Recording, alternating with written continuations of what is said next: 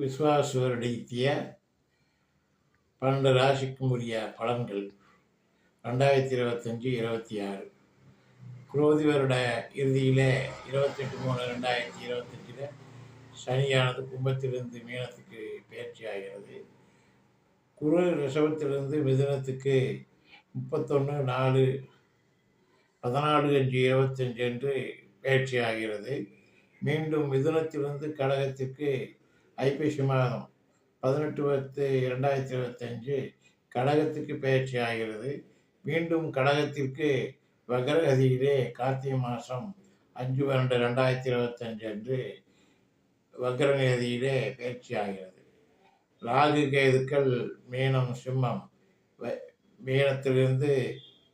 மீனம் சிம்மம் வைகாசி 4/18/5/2025 அன்று பயிற்சியார்கள். அதாவது ராகு மீனத்திலிருந்து கும்பத்திற்கும்,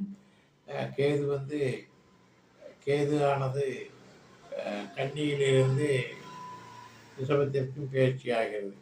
பெரும்பாலான கிரகங்கள் வருட ஆரம்பத்திலேயே 2 மாதங்களிலேயே பயிற்சி ஆகிறது. இதனுடைய தாக்கம் எவ்வாறு இருக்கும் என்பதை பார்ப்போம். மேஷராசிக்குரிய பலன்கள். மேஷராசி என்பர்களே, 7 சனியின் ஆரம்ப காலகட்டம். குரு 3 ராகு கேது 5/11 இருப்பதால் காலதாமதங்கள் பல காரியங்களில் ஏற்படும். பகல் பயணங்கள் இரவிலே மேற்கொள்ளக்கூடாது. மாணவர்கள் கல்விக்காக நன்கு முயற்சி செய்து படிப்பது நல்லது. எதிரும் எச்சரிக்கை தேவை. திசாபுத்தி நல்லதாக இருப்பின் பாதிக்காது. பெருமாளுக்கு தேவமும் திசாபுத்திக்கு ஏற்ப பரிகாரங்களையும், அதாவது தெய்வ வழிபாடுகளும் செய்யலாம்.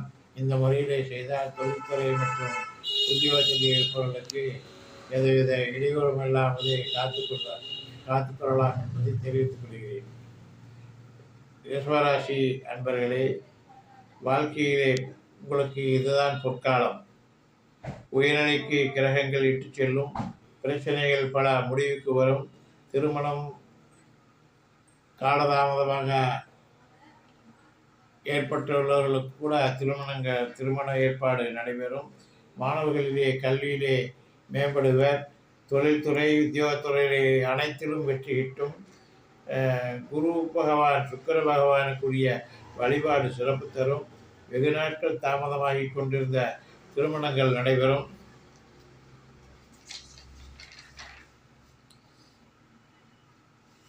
மிதுனராசி என்பர்களே, சமன்பட்ட ஒரு பலன்கள் உங்களுக்கு நடைபெறும்.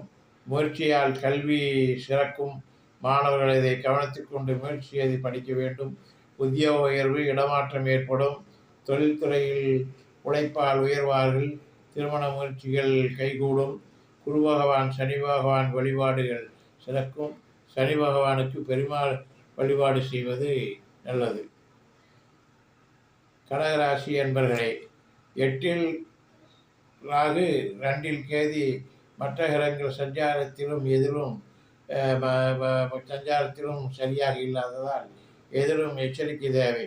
திசாபுத்தி நன்றாக இருப்பின் சமாளிக்கலாம். தகுந்த மருத்துவ சிகிச்சைகள் தேவை. மாணவர்கள் முயற்சி செய்து படிக்க வேண்டும். திருமண முயற்சிகளை முயற்சித்து முடிக்க வேண்டும். தொழில்துறை உத்தியோகத்தின் கவனமுடன் இருக்க வேண்டும். விநாயகர் வழிபாடு, குலதெய்வ வழிபாடு நல்லது.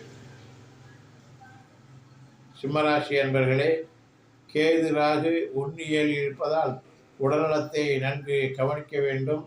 வயிற்று வலி, உபாதைகள் போன்றவைகள் ஏற்படும். நல்ல எச்சரிக்கையுடன் சிகிச்சை பெற வேண்டும். தியானம் செய்வது நல்லது.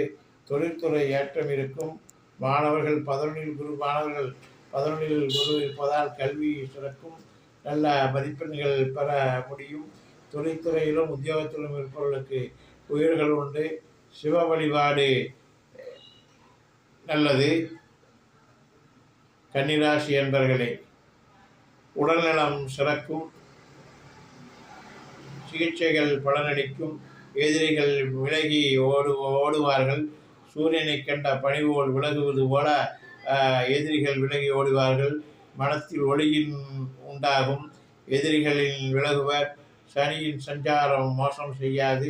உத்தியோகம், தொழில்துறை அனைத்திலும் சிறப்பு உண்டாகும். நாளுக்கு நாள் உயர்வு கிட்டும்.